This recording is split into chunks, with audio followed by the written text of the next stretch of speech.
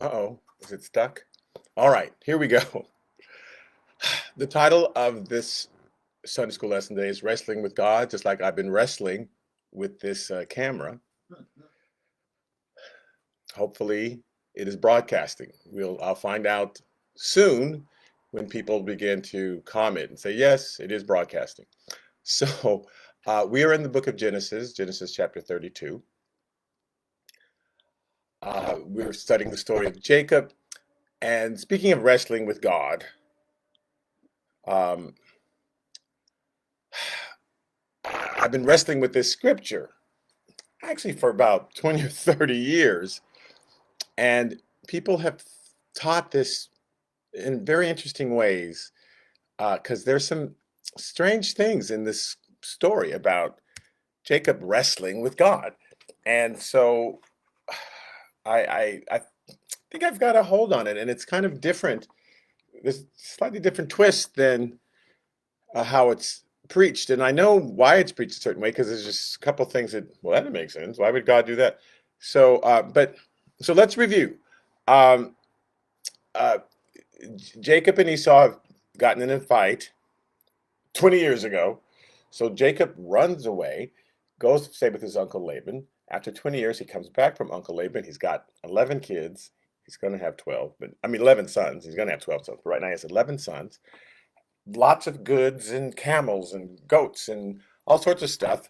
And he's on his way now to meet again with his brother, who's the whole reason why he ran away in the first place. I ran away because I was scared of my brother, that he was going to kill me. And now I've got to face him. So he's panicked, like panicked. He prays. Well, I want to start in Genesis chapter 32, verse 21. It says that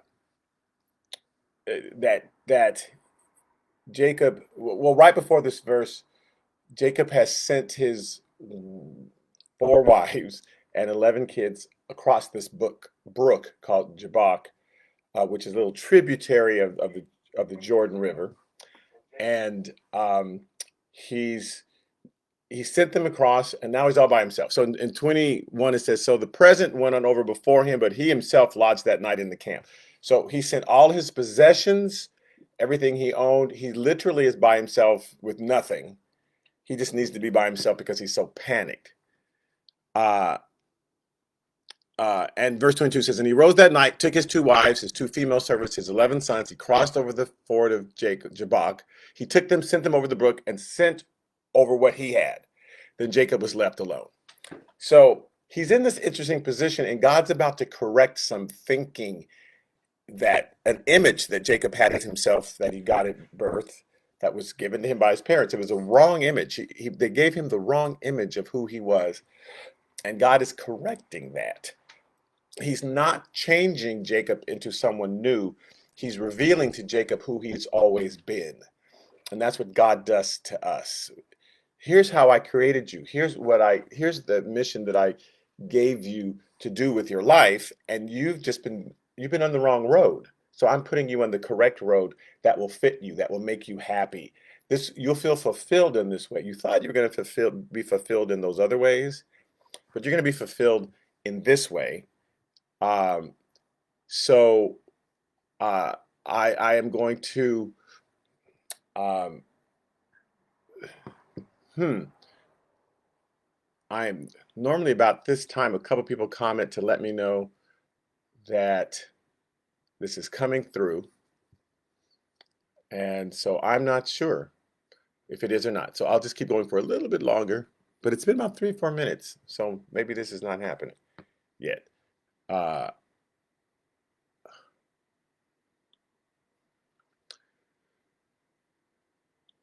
huh. I apologize to those who if you are watching, um, but, but, oh, there we go. Okay, I will now keep teaching.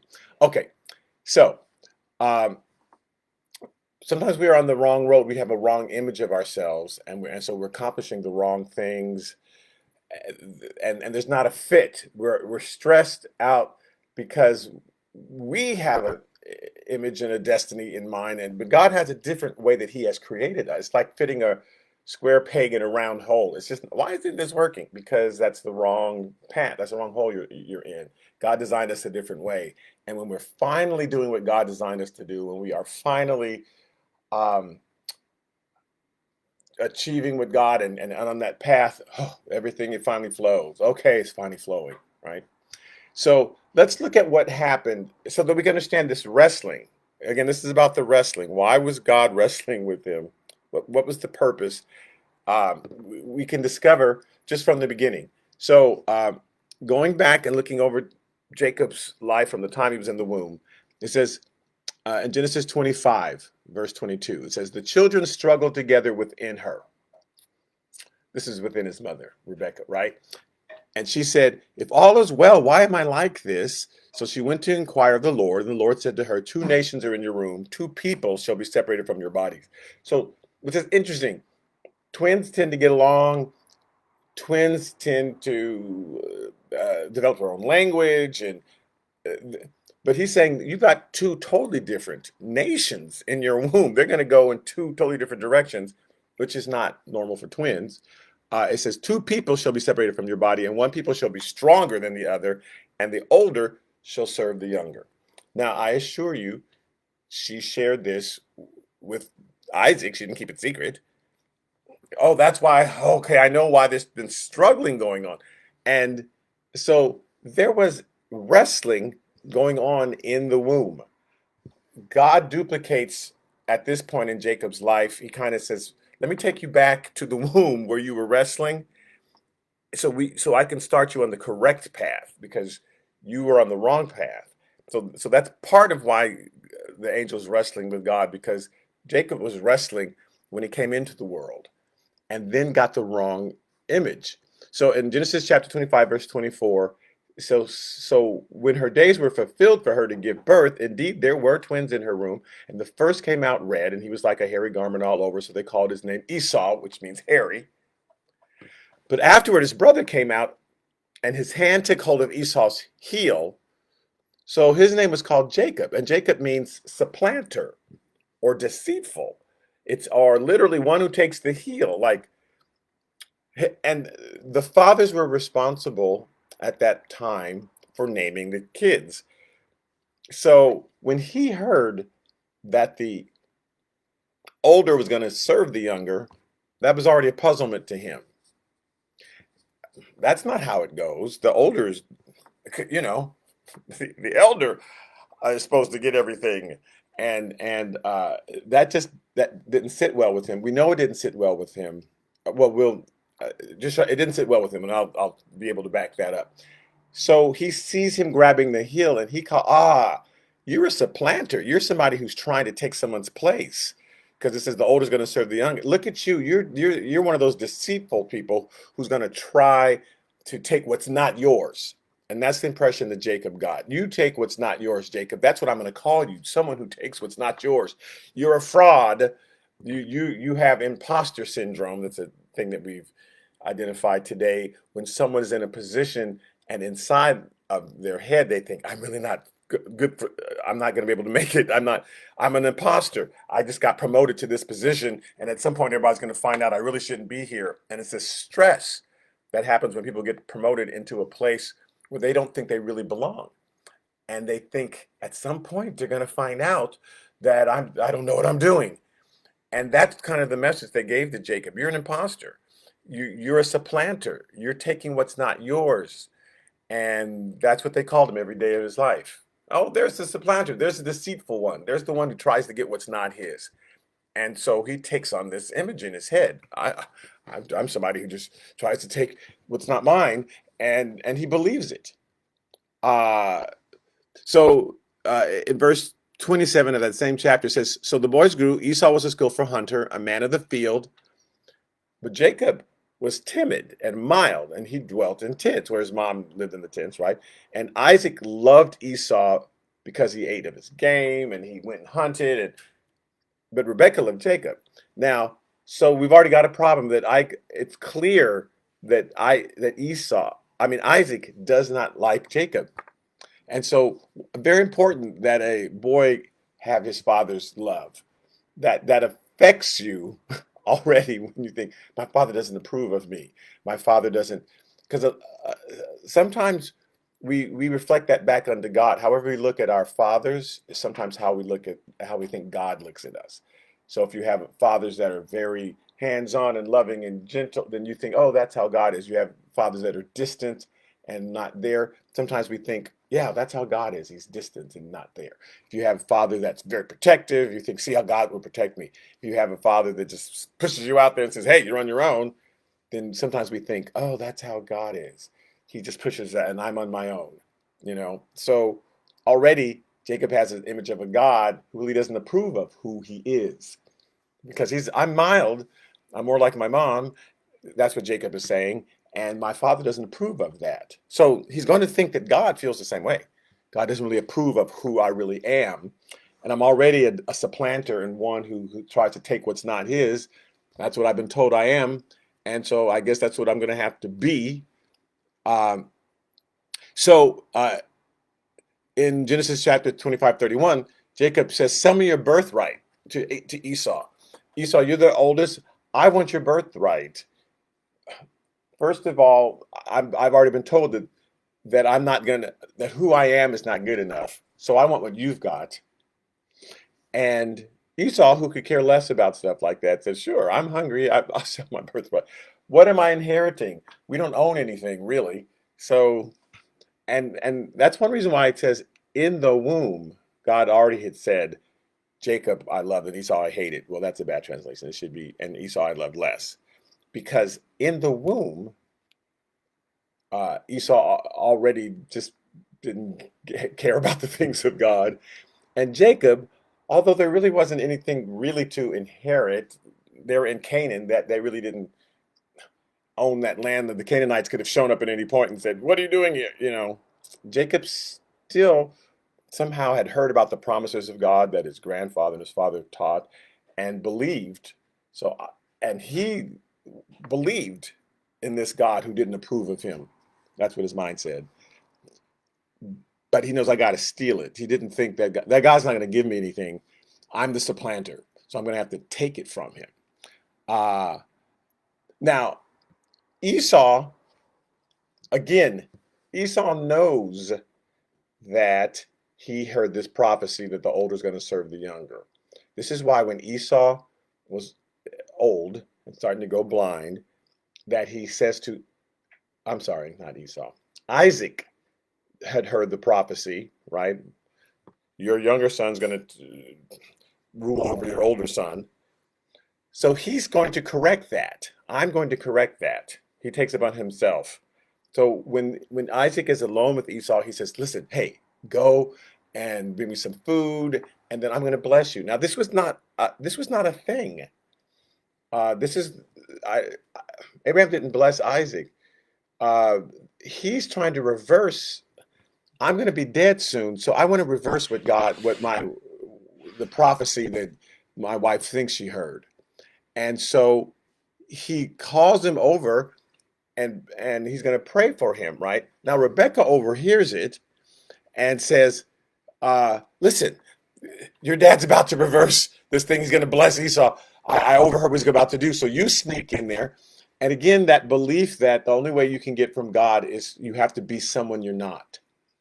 And sometimes we think that, you know, in order for God to bless me, I'm going to have to put on my holy face, or I have to do this, or I have to do that. You know, there's something I have to do to win God's affection. And so pretend you're Esau, and that way you'll get blessed. And that's just confirming in Jacob's head that who he is not correct. My father doesn't love me because he doesn't like who I am. And the only way I can get what I'm supposed to get out of life is to supplant it, is to take it from somebody else. And my mother's confirming, if you want to get blessed, pretend to be your brother. Pretend to be someone who you aren't. And then you'll have it. And so this is all just reinforcing, because they looked at what God did and totally misnamed it. Not obviously not on purpose. They didn't realize they were misinterpreting what was going on when Jacob was grabbing the heel. But they're reinforcing this wrong image of who Jacob is and his relationship with God. So Jacob actually becomes a self-fulfilling prophecy, right? He starts thinking I've got to be that person that takes in order to get what really, God has for me. I've got to take it from somebody else. God doesn't really have anything for me.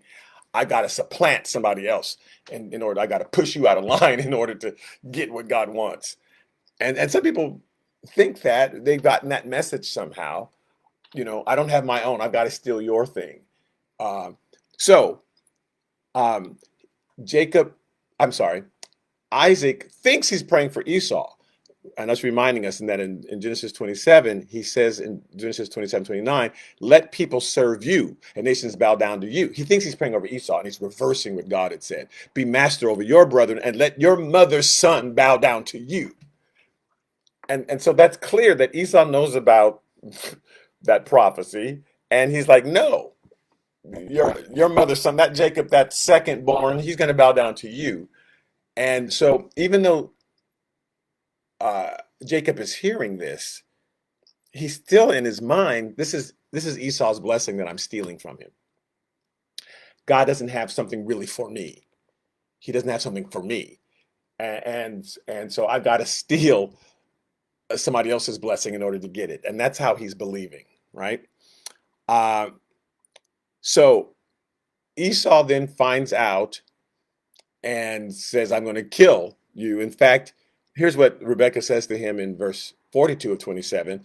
The words of Esau, her older son, were told to Rebekah. When Esau found out that Jacob took his blessing, I'm going to kill him, right? But I'm going to, once my father is dead, I'm going to kill him. So she sent and called Jacob, her younger son, and said to him, surely your brother Esau comforts himself concerning you by intending to kill you. So you're in trouble. So you need to get out of here. There's no, you know what? God said when you're in the room that your brother's going to serve you. So we don't have to worry what Esau said. I know Esau said that, but God's going to protect you. She gives him the opposite. You better run. God's not going to protect you because you stole what wasn't yours, and so you better run. And so she's already giving again the wrong signal to Jacob that the only way for me to survive and stay alive is to run because God's not going to really help me. So he runs, and he runs to Uncle Laban, and a similar thing happens. He sees Rachel, and he wants her. He is aware of the custom that the firstborn is supposed to get married first. This is not some new thing. Um, but he thinks I'm actually in love with her, so I can make a deal. Yeah, hey, if I work for her, and sure, Laban says 7 years, and then you can have her. But of course, he tricks him, and he wakes up, and it's Leah, and Jacob is like, man, I I didn't get what I want again. I had what I wanted. I took Esau's stuff, but I had to give it all up and go on the run. I thought I had Rachel, but I had to give it all up. And now I got tricked, and I've got Leah, and it's reemphasizing for Jacob that God's not going to give you what you want. He's going to trick you. And interestingly, God did want Leah. That wasn't a trick. Laban hadn't won. From Leah, I just want to remind us, came Levi and Judah, and the line of Jesus came through Leah. That wasn't a mistake. And if he had been taught that God doesn't make mistakes, you being born second is not a mistake. You uh, your birth order and who you are, and that you like living in tents and you don't hunt. That's not a mistake. That's not that we have to be taught that who we are and why we're here is not wrong. Otherwise, we spend our lives trying to get other stuff, and we're unable to look at what God has given us and appreciate it. We think it's wrong. We think there's just something out there that we're supposed to have. And so that's what Jacob is thinking. I was supposed to have had Rachel, and instead of, oh, look how this happened. This must be what God wants for me because God wouldn't allow this to happen unless he wanted. So I'm going to embrace Leah, and we're going to have kids no. Oh man, I was tricked again, and I've got to have that other thing. So that's fine. He's got Rachel, and So now he's got two wives, and he's got all these kids because he's thinking, because again, Leah had children first, and instead of saying, you know what, these kids, Judah, Reuben, Levi, Simeon, this is who God is. No, I'm supposed to have had kids with Rachel, and so I'm just keep trying 11 times until I finally have kids with Rachel, because that's what God really wants. And it's an inability to look at your life and see what God is doing. It's always something else that you're supposed to go after, because that's what he was told from. That's what they named him. You're the person who goes after what's not yours. That's who you are, because you were grabbing the hill when you came out. So you're a supplanter. You're a deceiver. That's who you are. And we have to be careful what we tell kids about who they are. So once he has all this stuff, and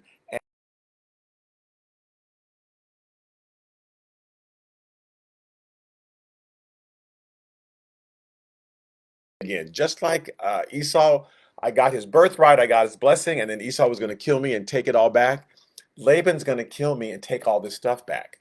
So I better run. So he leaves. He takes his family, and once Laban is gone, again, no concept that God will protect him. Even though on his way to see Laban, there were angels all around him. He saw what we call Jacob's ladder, although they're just angels on both sides. It should have been called Jacob's walkway, because there's angels on both sides. But um, and God said to him, "I'm going to protect you, and I'm going to bring you back to this land." No, he's not. God's not going to do that for me. He couldn't believe that. I've got to run. When Laban chased after him and caught him, he said, "Why did you do that?" And in Genesis 31:31, Jacob answered and said to Laban, "Because I was afraid." Because that's who Jacob. No one's going to protect me. My father didn't approve of me. My mother said, "You better get out of here. Your brother's going to kill you." So I was afraid. He so Jacob is unable to develop this faith that God will protect him and come true to his promises.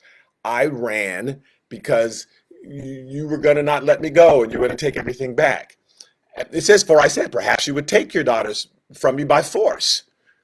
Uh, and so that's his image. I can't protect myself. I'm not strong. If Esau comes after me, I got to run. I'm not strong enough to protect myself, and God doesn't have my back. If Laban's going to come after me, I got to run. I'm not strong enough to protect myself, and God doesn't have my back. That's how he thinks. In Genesis chapter 31, he complains, uh, I've been in your house for 20 years. In Genesis 31, verse 41, I've served you 14 years. I've done all this stuff, and you've tricked me all this time. And if God hadn't blessed me, surely now you would have sent me away empty-handed. I just lucked out. If God hadn't blessed me, then you would have given me nothing, because that's what he thinks. I'm the person who ends up with nothing, and I've got to I've got to trick, I've got to deceive in order to get stuff. And I ran, and if it wasn't for God, I wouldn't even had anything, because you would have taken it. He's stressed out. So they make this covenant. You stay on your side, I'll stay on your side, because you know what? I do want my daughters back, but I'm not going to take them right now. And so he's good with that covenant. Yay. You stay on your side, I'll stay on my side. The Lord watch between us, and maybe I can hold on to this stuff. And then he turns and goes 20 feet. Hey, guess what? Esau's coming. So it's like, man, I can't win. I finally got all my own stuff. Laban would have taken it. That's what he thinks. Doesn't think God would have protected him. And here's the thing, Joseph, Jacob didn't have to run either time. First of all, Esau said, when my father dies, then I'm going to kill my brother. It was at least 25 years before the father died. He could have stayed there for 25 years. Mother said, you better run. He's going to kill you. And Jacob believed that. But he didn't have to run. He didn't have to run. Esau said out of his own mouth, I'm going to wait till my father dies. And God purposely kept Isaac alive for at least 25 more years. So God said, I got this. I'm going to just make sure that man doesn't die until Esau gets over it. Jacob doesn't know that, and we don't know that sometimes. We don't know God's got a plan. We look and think, look how this got messed up. I got to fix it. I better do, okay, you know what, I'm going to sneak it. We don't think God has a plan. And so we got to come up with our own plan. And even with Laban, he's thinking, Laban's actual complaint was, you left and I didn't get a chance to kiss them all goodbye. That's what I'm really mad about. But he doesn't think that, if I tell Laban I'm leaving now, you're gonna take them and you're gonna, and God's not gonna step in. So I got to do this, right? So he's praying to God because he just left Laban, who he thought was going to kill him, and now he's facing Esau, who thinks is going to kill him. And he prays because he's panicked in Genesis 32, verse 10, and says, I am not worthy of the least of all the mercies of all your truth, which you have shown your servant. You've blessed me, and I'm a terrible person. I'm not worthy. He says, I crossed over this Jordan with my staff, meaning that's all I had was just this cane in my hand. And now I become two companies. You blessed me, and I don't even deserve it. But he says in verse 11, deliver me, I pray, from the hand of my brother, from the hand of Esau. And he means deliver me, like extract me from this, like deliver me from the lions, and like take me out of the situation. He says, for I fear him, lest he come and attack me and the mother with the children. He's going to win. Jacob does not think that he's strong enough to defeat Esau and that God has his back. The lessons he's learned from his father is, my father loved Esau, he doesn't love me, so therefore God favors Esau, doesn't love me. Esau came in first, and the only way I can get what Esau has, the only way I can get it is to take it. I mean, that's what my parents told me from the time that you're a supplanter, you take what is not yours.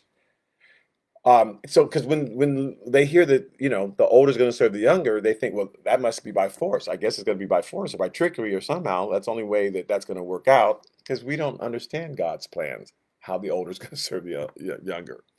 So he says, deliver me. He says, verse 12, for you said, I will surely treat you well and make your descendants as the sand of the sea, which cannot be numbered for multitude. So you said all of this. Why won't you make it happen? Now, after he prays, it says, and a man wrestled with him until the breaking of day.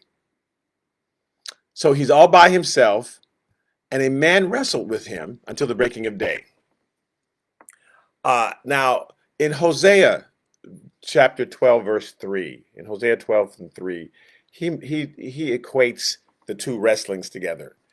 He says, he took his brother by the heel in the womb, and in his strength, he struggled with God. He's saying these are parallel events. He was struggling in the room, and then he struggled with God. But it says, in his strength, he struggled with God. So he's saying these two events are parallel for a reason. He says, yes, he struggled with the angel and prevailed. He wept and sought favor from him. So part of the wrestling was him crying and praying, and right, that's part of it. And he found him in Bethel, and there he spoke to us, which was the first time when he saw the angels. He found him. Beth means house, and El means God, so house of God. And so he found him there, and then he speaks to us. What happened to him speaks to us. We can see what Jacob went through and learn the same lesson. So here's when it gets to be confusing, and people tend to teach this incorrectly. Me too. It's like, I don't get this. So in Genesis 32:25, it says, now when he saw that he did not prevail against him, he touched the socket of his hip. So the angel is wrestling with Jacob, and he sees he's not prevailing against him. This is a confusing thing because an angel can wipe out 30,000 men in one night. So is it that Jacob is so strong that he's just stronger than the angel? Or is the angel purposely letting Jacob win? He's purposely letting Jacob win. It's not like like the angel's going, wow, he's much stronger than I don't understand it. He's letting him win like a father would their child. The child runs up to daddy and starts tickling him. They're wrestling together. That daddy could throw that 2-year-old across the room against the ceiling. He doesn't do that. He lets him win. Oh man, oh, you're getting me. Oh. That's a natural thing. If a kid runs in the room and goes, pow, pow, pow, you go, oh, you got me. You don't say, you stupid. That's a fake gun. You better get out of here. I mean, it gives that child a feeling of excitement and victory and strength to let them think for a while that they're winning. That's good for them. I remember, here's the oddest thing. I one day I went over to a buddy's house and babysat his little brother for him. He had to leave. His parents were out of town, and I said, "Oh yeah, I got a couple hours. We'll play games." And we played. This kid loved playing games, and I would let him win because he's a little kid. And so, oh man, I purposely would do certain things, and he was delighted. Like, oh, I can't believe this. Oh yeah, and it made him feel so good about himself like, oh, I'm smart. Oh, I figured that out, And of course, you let. Now I found out because later when my friend came back and I said, oh yeah, we played games. I let him win. He said, did you let him win? I said, yeah. He said, my parents never let him win. My parents will just stomp on him and they will just defeat him instantly and say, "Ha, in your face!" I go, what? And he runs off crying, and it's like, why did? But that I don't know. They thought that was good for him. It's interesting when parents think the same kid. My friend, he was talented on the piano, and he as a child he would go to the piano and start playing and writing songs. And these same parents would say, "Well, that's not Mozart. That's not Beethoven." As opposed to, oh, look at your talent. Oh, that's really good. Look what you're able to do. Congratulations. They would say, well, that's because they'd say, he'd say, here, mommy, here's a song I wrote. Well, I don't know. That's not, it's, I've heard better. And I think their motive was, we'll say it this way, and that way that will encourage him or something, or that will provoke him to do more. That's not Beethoven yet. Keep going. Except in his mind, he thought, God, I'll never be Beethoven. I'll never be Mozart. I might as well stop. So he stopped doing it because they set the bar too high. That's not Beethoven. So he thought, well, I might as well stop then. I'm not Beethoven. So kids will get the wrong impression from some things that parents say. We have to be careful what we say to kids that we don't discourage them from being who they are, that we recognize who they are. Jacob and not Jacob, Isaac and Rebecca did not recognize who he was with that grabbing of the heel. They came up with the wrong interpretation and kept telling him his whole life, you're just a supplanter, you're just a deceiver. That's who you are. So the angels wrestling with him and letting him win because Jacob hadn't had a victory in his life, right? Esau's going to kill you. Oh no, I got to run. Laban's going to kill you when he finds out how much you go. Oh no, I got to run. I mean, he's praying, deliver me because he's going to attack me and kill me and you're not going to protect me and I'm weak. He has this whole vision of how weak he is because his father didn't approve of him. Oh, you like cooking? Well, I like him because he likes hunting. And that was clear. You don't measure up. So the angel let him win. He's trying to correct. Let me take you back to that position where you were in the womb and you were wrestling with your brother, and let me give you the right interpretation. So when he saw that he did not prevail, when he saw, oh, good, he's winning, good, that will make him feel good about himself because he's desperate right now. He thinks his brother's about to kill him. He thinks that God's not for him. Let me let him win so he can feel good about himself. That's when he touched the socket of his hip. And so, and the socket of Jacob's hip was out of joint as he wrestled with him. And he's still letting him win. But he's like, look, Jacob, you can barely walk now. You're crippled. And look, you're prevailing. And he says to him in verse 26 of Genesis 32, so the angel says, let me go for the day breaks. Now, this is God teaching Jacob a lesson. It's similar. God said a similar thing to Moses. Once he had brought the children of Israel out of Egypt, and then he took Moses up to the mountain, and he's giving him the 10 Commandments. He says to Moses, who does not know what's going on in the camp, in that camp, they're doing terrible things down there because they're down there building an idol and all that stuff. And so he says to him in Exodus 32, verse 9, and the Lord said to Moses, I've seen this people. Indeed, it is a stiff-necked people. They're stubborn. Now, therefore, let me alone. Let me go. It's the same Hebrew phrase, that my wrath may burn hot against them, and I may consume them, and I will make of you a great nation. He say, let me get out, let me go, so that I can go down there and I'm going to consume them all. Now, he's saying that because he wants to teach Moses empathy, which is not Moses's strong suit. Moses is anger man, I call him, because he's ready to he's angry all the time. There's no empathy in Moses, and he's trying to teach him intercession. So they're stubborn, Moses. Let me go down there, and I'm going to like God has to ask Moses' permission. Please let me go. Can I leave? He's doing this on purpose, right? Because he wants Moses to say, no, don't do that. And he's trying to teach him to feel sorry for the people. And that's exactly what happened. Verse 11, then Moses pleaded with the Lord his God and said, Lord, why does your wrath burn hot against your people whom you have brought out of the land of Egypt with great power and with a mighty hand? You created, why are you're about to go and destroy them? Well, I can't, right? He's putting him in position because he wants Moses to respond in the right way. God does not get inside of our bodies and force us to respond a certain way. He creates circumstances around us that he knows will make us respond in a certain way, right? It's still our choice how we respond. So he teaches this to Moses, and he gets Moses to feel sorry for them, right? And then Moses goes down there and sees what they're doing, and he takes the tablets and he breaks them, and who's on the Lord's side? And he starts, right? And he's ready to destroy them.